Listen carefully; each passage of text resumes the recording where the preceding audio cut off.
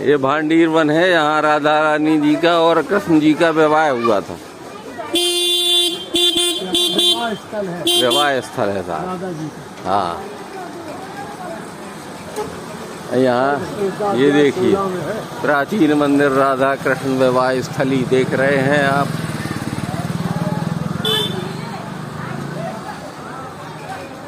ब्रज 84 कोस यात्रा करने वाले यहाँ अवश्य दर्शन करने के लिए आते हैं।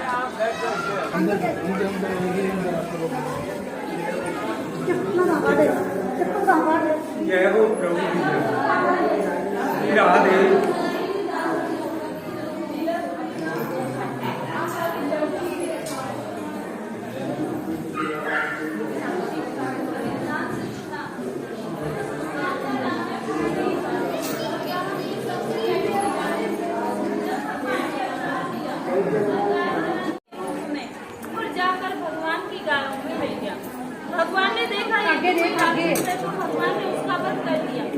तो बार-बार कहने लगे, कन्हैया तुमने गाय के बछड़े की हत्या कर दी तो वह हत्यारा हो गया, तुझे सभी तीर्थों का स्नान करना होगा। तो ठाकुर जी ने सभी तीर्थों को यही फैसला किया। बाहर एक कुआं है सामने, उसे अपनी बंसी से प्रकट किया, उसमें विराजमान हुए।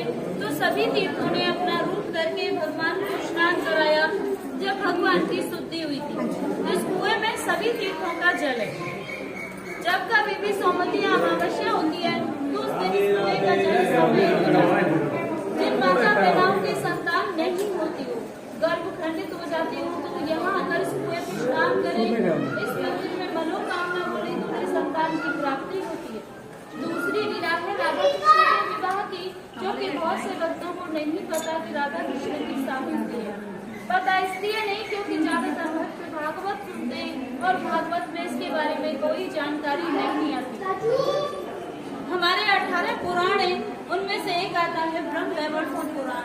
उसमें दिया हुआ है कि एक दिन नंद बाबा कान्हा जी को अपनी गोद में लेकर यहाँ खंडीर वन में गाय चराने के लिए गाय चराते चराते अचानक आगे तूफान आने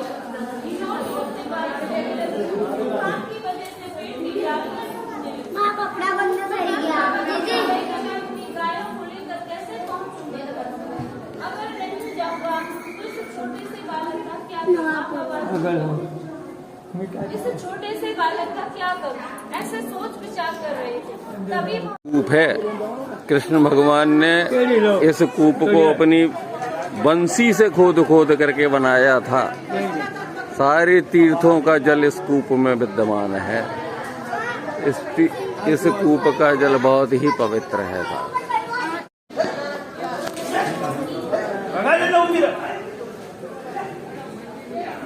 ये देखिए साहब, बंसी बट का कूप।